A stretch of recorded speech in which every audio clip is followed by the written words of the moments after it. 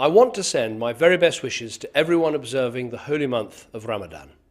This is an incredibly special time of year for Muslims at home and abroad, a time for charity, for contemplation and community. First, charity. This is one of the things that Islam is all about. Here in Britain, Muslims are our biggest donors. They give more to charity than any other faith group. We see this spirit of giving all year round, from the mosques running sports clubs for local children, to the Muslim groups selling poppies for Remembrance Day, to those people from around the country who put their wellies on, rolled their sleeves up, and went to help the families hit hardest by this winter's storms.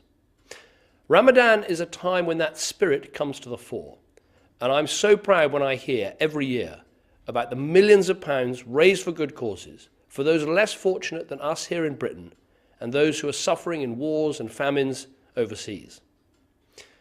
Second, Ramadan is a time for contemplation, to fast and to pray, and to think deeply about others.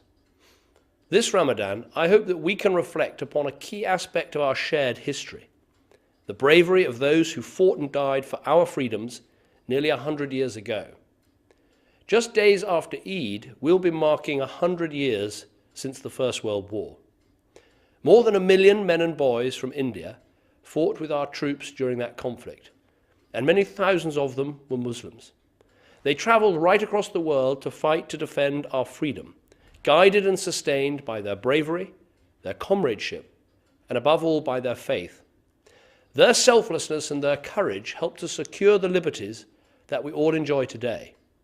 So this Ramadan and this centenary, we will remember them and reflect upon their sacrifice. Third, Ramadan is a time for community, and there's nothing that exemplifies this more than those nightly iftars, when the fast is broken, the dates are opened, and all that great food is served. Last year, I was delighted to see how many community iftars were taking place right across the country, in mosques and in community centres, in parks and even in tents.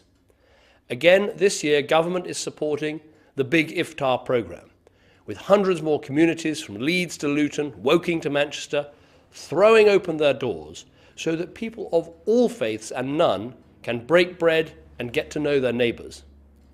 So wherever you are this holy month, let me wish you, once again, Ramadan Mubarak.